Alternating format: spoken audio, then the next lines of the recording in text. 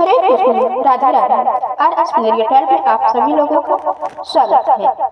आज है 4 जनवरी और आज से माघ मास महत्तम की कथाएं आप लोग सुनेंगे। तो दोस्तों, आप लोग इस वीडियो को अंत तक जरूर देखिए।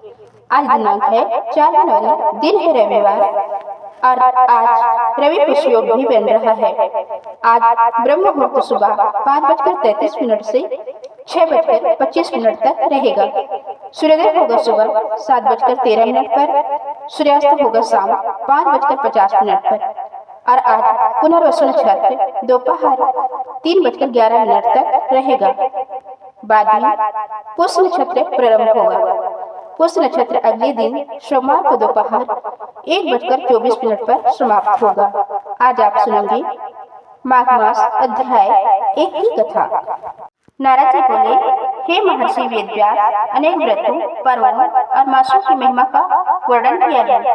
कृपा करके यह बताइए कि माघ मास को सभी मासों में श्रेष्ठ क्यों कहा गया है।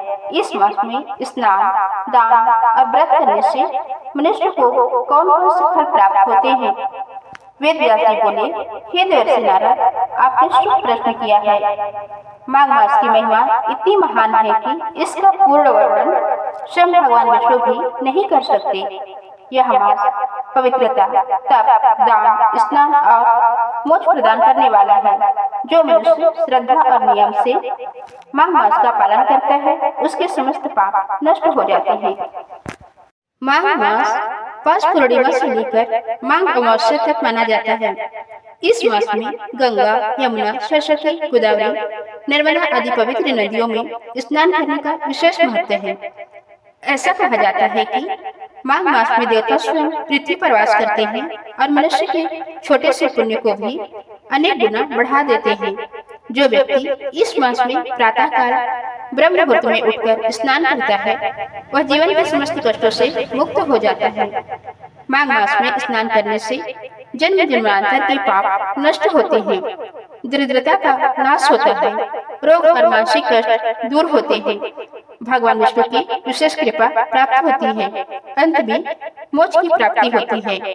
जो व्यक्ति प्रतिदिन स्नान के बाद सूर्यदेव को अर्घ्य देता है, वह तेजस्वी, यशस्वी और दीर्घायु होता है। प्राचीन काल की कथा। प्राचीन समय की बात है, नर्मदा नदी के तट पर धर्मपुर नामक नगर था।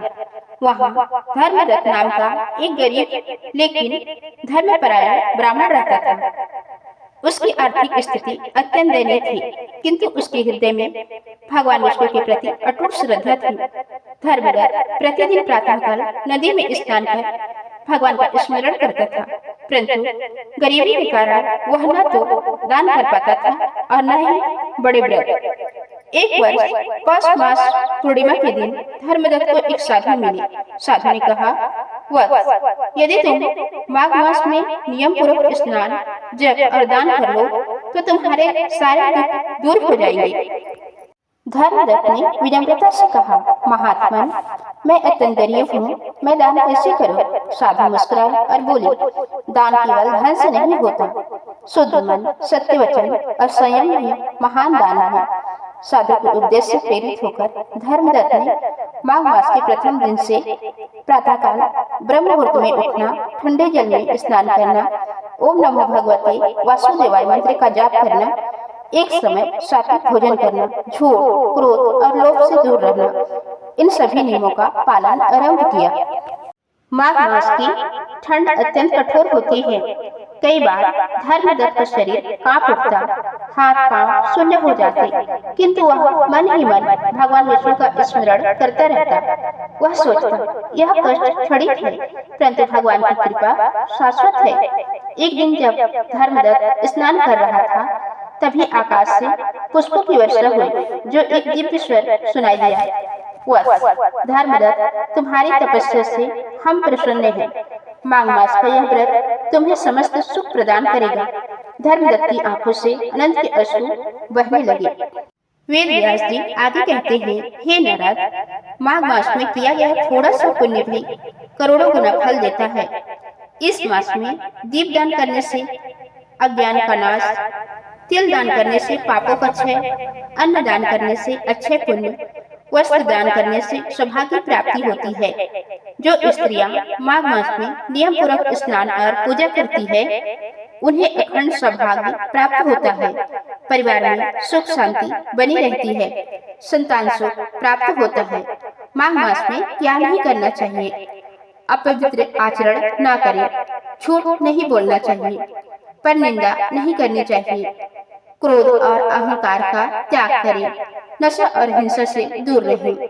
इनसे दूर रहना अत्यंत आवश्यक होता है।